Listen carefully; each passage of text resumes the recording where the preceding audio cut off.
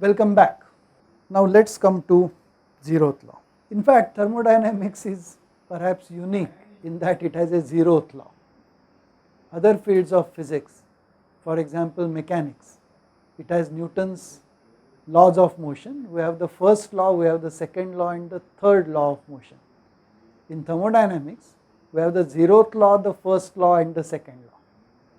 Historically, it turns out that although the thought process for the second law started with Carnot much before the thought process for the first law commenced, when thermodynamics was formalized, it was formalized using the first law of thermodynamics and the second law of thermodynamics. However, these two laws, it turned out, did not really help us to define the basic concept of temperature.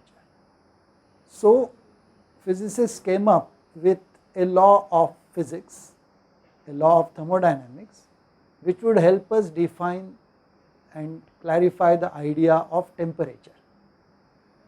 At that time it was thought that the idea of temperature is absolutely basic to thermodynamics and hence should get precedence over the first law and the second law. And hence, because it has to precede the first law, it was given the nomenclature zeroth law of thermodynamics.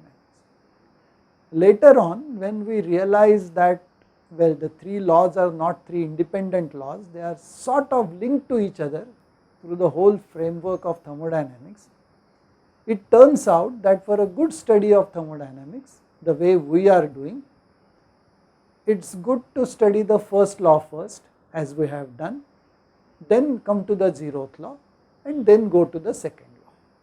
So, although the history of the laws or history of the conceptualization of the laws goes as second law, first law and zeroth law, our study will be first law, then zeroth law, then second law.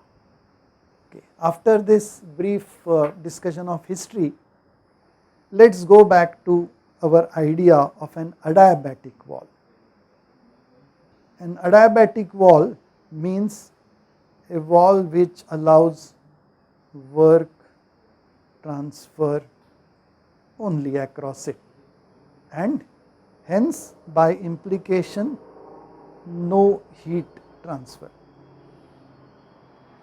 This we can say after we define heat transfer as an energy interaction other than work transfer. And a study of the behavior of adiabatic walls led to the first law. Now we define a non-adiabatic wall. A non-adiabatic wall is one that permits or allows heat transfer also along with work transfer. So, Q as well as W is allowed. Q is definitely allowed, depending on the type of wall, W may be allowed or not. Okay. So, this is the definition of what we mean by a non-adiabatic wall. And since we do not want to create too many negative adjectives like non-adiabatic, we call the non-adiabatic wall by its equivalent name a diathermic wall. And now when we study the behavior of two systems separated by a diathermic wall and generalize this, that generalization is known as the zeroth law of thermodynamics. Thank you.